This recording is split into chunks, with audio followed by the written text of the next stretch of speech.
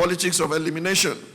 When we think of the politics of elimination, we remember our nation's unresolved political assassinations and the lingering questions they elicit. Who killed Funsho Williams? Who killed Bola Ige? Who killed Marshall Harry?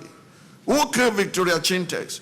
By eliminating opponents, the practitioners of the politics of elimination deprive the nation of leaders who are, more often than not, better than themselves.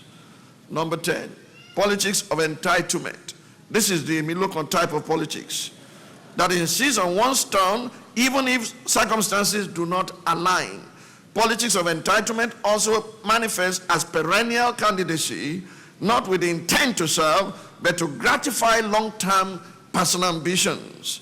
It could also manifest as insistence on a given political office as a reward for what one considers a lifetime of sacrifice to the nation.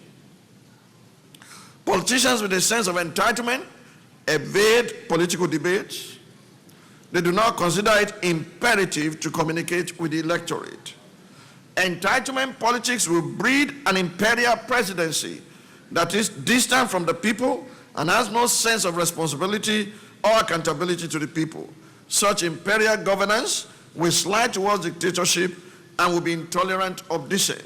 Entitlement politicians set low performance benchmarks for themselves when they secure power and are content with projecting molehills as mountains of achievement.